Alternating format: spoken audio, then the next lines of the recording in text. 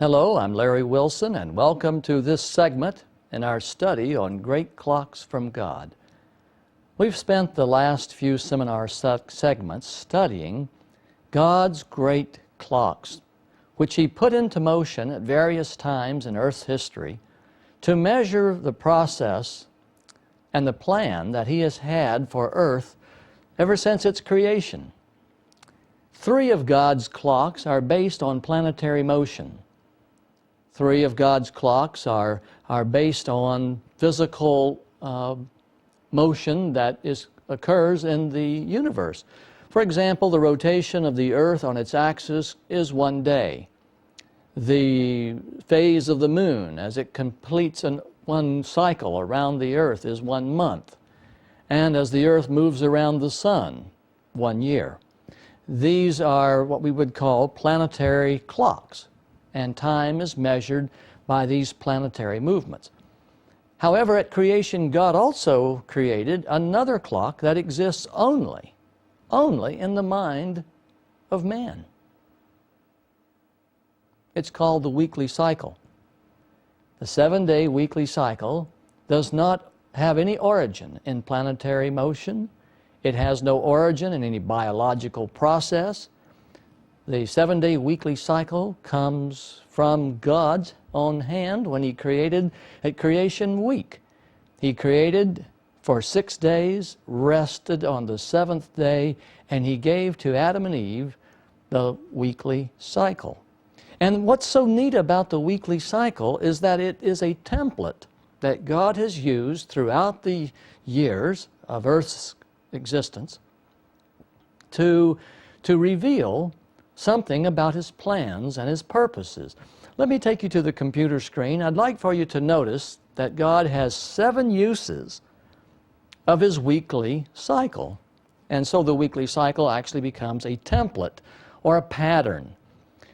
At the time of the Exodus, God gave to Israel a week of 7 months. He uses this weekly cycle. Passover, you know, is in the 1st month, and the Feast of Tabernacles is in the 7th month, as well as the Day of Atonement and Feast of Trumpets in the 7th month. So God gave a religious year made up of 7 months, sort of like a school year. Now, I'm not talking about a solar year. I'm talking about a religious year, like a school year. God then gave Israel a week of 7 years. And every 7th year, the land was to lay fallow. You remember, we've studied that very carefully. God also gave Israel a week of 7 weeks. This is 49-year cycles, making the Jubilee cycle. And the Jubilee cycle is not 50 years in length. The 50th year is celebrated at the same time the 1st year of the next cycle. So the 50th year and the 1st year of the next cycle occur at the same year. It's like Pentecost. The 50th day and the 1st day of the week always coincided. The count that leads up to Pentecost is identical to the Jubilee cycle. Then God created the great day and the great week. A great day is a week of 10 Jubilees, and a great week is a week of great days. We'll be talking about this more, and because of the 70 weeks.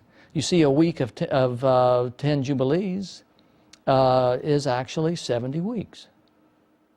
And we're going to see that the grand day is 1,000 years, and the grand week is a week of millenniums. Let me just take you to some drawings here that I've made. And I realize at first it'll take me a little bit to get the computer going in the right direction for us. But let me just do this first. Let's jump over here. And when God made the earth, He created for 6 days. And you can see, and then He created Adam and Eve on the 6th day, and He rested on the 7th day. And friends, this is a period of 24 hours. 1 week is 168 hours, and everything that's in this entire world, God made it in 168 hours. A day is determined by 1 rotation of the planet on its axis. It's a planetary clock. So, in 7 days, God made it all, And in the fourth commandment, He commands us to keep holy the Sabbath day because He rested on the Sabbath day, the seventh day of the week. And the whole idea here is that we show honor to our Creator for what He did literally in 1 week. Wow, what a creative undertaking. How much can you create in a week? Now, I want to show you something else. In this next picture, I have a blue box here, and I'm going to show you about the grand week. The grand week is where God has taken the weekly calendar, Sunday, Monday, Tuesday, Wednesday, and so on. God has taken the weekly calendar and He has used it to mark off 7,000 years. Because evidently God's plan for earth is based on a 7,000-year template. Each day of the week is 1,000 years, and so the blue box, as you see up above, represents from the creation of Adam down to the time of the flood. The Bible tells us it's about 1,661 years. So the blue takes us from here. The little blue space outside the box over here is where Adam lived before sinning. In other words, the works of sin are going to last 6,000 years, and then there's going to be a Sabbath of rest from the works of sin. It's 1,000 years of Revelation 20. Okay? This is called the Grand Week. And so when God created the earth, He knew how long it would be from the time sin began until the time He would have to destroy the world with a flood. He knew how long it would be from the time of the flood down to the time of the Exodus, about 995 years. We go from Noah to the time of Moses, about 995 years. Then we start the calendar, the Jubilee calendar, at the time of the Exodus. This is where God sets up the cycles that go with the a number of the clocks based on the weekly template. And the Jubilee calendar lasts for 3,430 years, 70 Jubilee cycles. This is called the Great Week. The Great Week.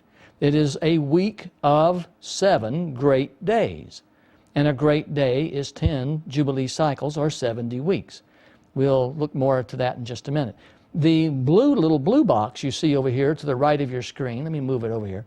This is the time period of the Great Tribulation, and the red box represents the 1,000 years of Revelation 20. The neat thing is, when you add up everything the Bible has to say about time and timing, the Bible only speaks of 7,000 years in its entirety. I think that is so neat. The Bible only speaks of about 7,000 years in its entirety. Let me see if I can get this all on the screen for you one more time here. All right. Sometimes it's a little... what you see on your screen and what I see on mine is a little more difficult to make it happen. And so it takes me a couple of tries sometime to sort of get it all there. There we go. So you can see the grand week, a day representing 1,000 years, 7,000 years, and we're living right here at Friday sundown. We're living right here just before the Great Tribulation is about to begin, the blue box. And I want to now direct your attention to this green area, which is the Jubilee calendar. The Jubilee calendar started at the time of the Exodus, and the Jubilee calendar came to an end in 1994. 70 Jubilee cycles, 7 great days of 10 Jubilee cycles each. Each day is made up of 70 weeks. So look, I realize on your screen you can't see any of this detail. I just want you to see there's these boxes. Each box is a Jubilee cycle of 49 years. So 49 and 49 and 49 and 49 and 49, 10 times 49 is 490. There are 70 weeks. Now let's zoom in real close on one of these Jubilee cycles so that you can see what it looks like. Here's the weekly cycle, Sunday through Sabbath, first day of the week through the 7th day of the week. And you can see here's week 1, here's week 2, which week 2 ends with year 14. Week 3 ends with year 21. Week 4, week 5, week 6, week 7. This is the Jubilee cycle. And then here's the 49th year. This completes the cycle. Then we go to the 50th year, the year of Jubilee in the next cycle, which happens to be also the first year of the next cycle. So Sunday year is also the 50th year of the old one. It's the first year of the new one. And so here's week 1, week 2, week 3, week 4, 28 years. So we're counting years by weeks. God's Jubilee calendar is truly marvelous. Well, all I'm trying to say here, and I'm zooming out, and there is absolutely no detail that you can see here, except that perhaps you can tell that if I'd had enough room here, I would have put in the Great Week. Not the Grand Week is 7,000 years. The Great Week is 3,430 years. And the Great Week is a week of 10 Jubilee cycles for each day. So we have Sunday, Monday, Tuesday, Wednesday, Thursday, Friday, Sabbath. Now, the reason this is kind of important at this point in our discussion is because we're going to zoom in and we're going to notice that the 70th week of Daniel 9 actually occurs at the end of a Tuesday in the Great Week. Here's the 70, see, here's the 69th week, 67th week, 68th, 69th, and here's the 70th week. Here's the 70th week, and that's the prophecy we're going to be looking at. So, the weekly template that God created at the time He made the earth has been used 7 times, and we find its presence coming out of all the information which the Bible contributes. Now, let me go back. In our last seminar segment, we studied the sign that God had Ezekiel demonstrate. Let's go back and pick up on this so that you understand what Ezekiel was doing. In Ezekiel 4:4, the Lord told Ezekiel, "Then lie on your left side and put the sin of the house of Israel upon yourself." You're going to be a sin bearer. You are to bear their sin for the number of days you lie on your side. I have assigned you the same number of days as the years of their sin. So, for 390 days, you will bear the sin of the house of Israel. How many years did Israel sin? 390. I have assigned you the same number of days as the years for their sin. In the Jubilee calendar, a day represents a year. 390 days, because Israel was in apostasy for 390 years. That's Ezekiel 4, verse 5. Now, verse 6. After you finish this, lie down again, this time on your right side, and bear the sin of the house of Judah. I have assigned you 40 days, a day for each year. So how long did Judah, the southern part of the kingdom, how long were they in apostasy? According to the Lord, 40 years. So what does the Ezekiel's sign amount to? What do we have in determining the length of apostasy? Well, he laid on his left side for 390 days. He laid on his right side for 40 days. And the end result is that 390 plus 40 equals 430. 430 days representing 430 years of apostasy. Now, in the Jubilee calendar, God reckons a day for a year. Sunday, Monday, Tuesday, Wednesday, Thursday, Friday, Sabbath, and the sabbatical year, as you recall, was the year that the land lay fallow, and Israel was commanded to rest. Now, watch what happens. We covered this last time, but I just want to make a quick review. According to the Jubilee calendar, that is using 49-year cycles, 430 years of apostasy contain exactly 70 Sabbath years that were violated. Now think about this for just a minute. 430 years of apostasy happens to contain exactly 70 Sabbath years. Now here's my question. Why did God wait until 70 Sabbaths had been violated before sending Israel into captivity? Here's the answer. The number 70 is made up of taking the number 7 and multiplying it by 10. 7 tens is 70. The number 7 in Scripture is well and widely recognized as a number representing perfection. It's God's signature. 7 is on everything He does. 7 seals, 7 trumpets, 7 continents, 7 colors of the rainbow, 7 notes on the musical scale. You know, you could just go on and on and on. Everything, 7 sayings of Jesus on the cross. Perfection is summed up in the works of God in perfect 7s. Now, when you see 10, we have the representation of fullness. 10 fingers, 10 toes. And there's a host of things that 10 fits. Now, what I'm trying to show is that when you see 70, and you understand that it's a combination of 7 tens, we really do have something that I call perfect fullness. Let me show you what I mean. In 2 Chronicles 36:21, notice what the Bible says about the Babylonian captivity. The land enjoyed its Sabbath rests. All the time of its desolation it rested until what? The 70 years were completed in fulfillment of the word of the Lord spoken by Jeremiah.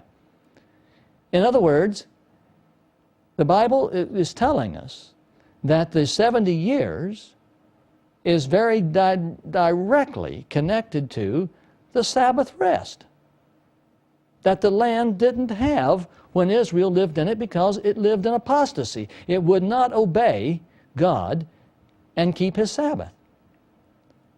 They didn't keep His seventh-day Sabbath. They didn't keep His seventh-year Sabbath. They didn't keep His Jubilee Sabbath either. In 430 years, there are 70 sabbatical years, and when 70 was reached, when the perfect fullness of the full cup was reached, God went into action. God sprang into action. Notice how this full cup principle works. God put the Day of Atonement, which was Israel's most solemn day, a day of fasting, on the 7th month, 10th day. You see 7 and 10. God purposely, intentionally, deliberately put it there when He set the calendar up. He chose the 7 and 10 because it's perfect fullness. The Day of Atonement was the most serious day of the year because it was the day when atonement with God had to have been made. In Revelation 12, we find the great red dragon has 7 heads and 10 horns. Perfect fullness. In the beast in Revelation 13:1 has 7 heads and 10 horns. Perfect fullness. The 7 heads represent 7 religious systems of the world, and the 10 represents the 10 kings who will be alive at the time of Christ's return. Church and state. Perfect fullness. The 70 weeks of Daniel 9 that God grants to Israel is made up of a week, 7, of 10 weeks, or 70 weeks. Perfect fullness. 70 Jubilee cycles is a week, and each day having 10 Jubilee cycles. 70 Jubilee cycles is 3,430 years. And each day has 10 Jubilee cycles. Perfect fullness. Following the weekly template. 7,000 years for the grand week is a week, and each grand day is made up of 1,000 years or 10 centuries. Again, the 7 and 10. Perfect fullness. Now, we're going to look at the 70 weeks of Daniel 9, and we're going to see some very interesting things, because I want to go on record right here saying that most of Christianity has been misguided on an understanding of the 70 weeks. Most of Christianity has been led to believe that the 70th week of Daniel 9 is somewhere off in the future. And that's not possible. And I'm going to show you why. Here's the evidence, because the 70th week happened a long time ago. The 70th week followed the 69th week. And you've just got to know which 70 weeks God is talking about. And we're going to determine that right now. Let's go back to the Bible.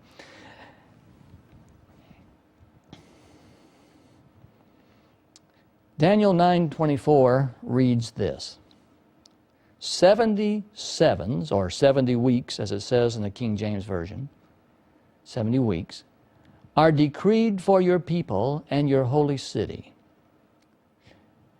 Now, I want to make a point here, right from the get-go. When God tells Daniel 70 weeks are determined upon thy people, or 77s, God is referring to a unit of time and a way of measuring time that has been made synchronous and established with the Exodus when the calendar began for counting time by weeks. A week is not just any 7 years. A week of 7 days is just not any 7 days. The seventh day is the Sabbath, and the Sabbath today, the seventh day of the week, is still synchronous with the seventh day of creation. I've explained that in previous segments of this seminar, how that the weekly cycle that God has given is not just any 7. Contrary to what a lot of people will tell you, the weekly cycle at creation set up a synchrony that God has sustained and confirmed all down through history. And the fact that Christians, the majority of Christians, worship on the first day of the week, which is adjacent to the seventh day of the week, which the Muslims worship on Friday, the sixth day of the week, the fact that you have 3 religious groups antagonistic to each other, agreeing on the weekly cycle, tells you that the weekly cycle is something that's larger than all 3 of us. The Sabbath today, the seventh day of the week, is still synchronous with the seventh day of creation. And that's easy to prove. I've proved it in earlier, we won't go there again. What I'm saying about the 70 weeks that God gave to Daniel is that the weekly cycle is not just any 7 years, as you're going to see. The weekly cycle of weeks has their origin, has their beginning with the Exodus. That's where the synchrony is established. Let's go back to the computer screen. 70 weeks are decreed for your people and your holy city for 6 reasons, God says to Daniel. Now remember, Daniel's in Babylonian captivity. Daniel is praying. He wants to know, what are your plans, God, for rescuing your people? What are you going to do to us? Here we are. We've been thrown out of our land, as you promised. We have violated. We're guilty. We have sinned against you. One of the most beautiful prayers in all the Bible is found in Daniel chapter 10. Daniel chapter 9, the earlier verses here of this chapter. And the angel comes and talks to Daniel, and the angel is relaying this message to Daniel. And he says, Daniel, God's got a plan, and here they are. 70 weeks are decreed for your people and your holy city. And here are the 6 things that God intends to do if Israel will cooperate. Number 1, finish transgression. In 490 years, which is 70 weeks, 70 times 7 is 490. 490 days, 400 and a day for a year in the Jubilee calendar. In 490 years, God's going to bring an end to transgression. He's going to put an end to sin.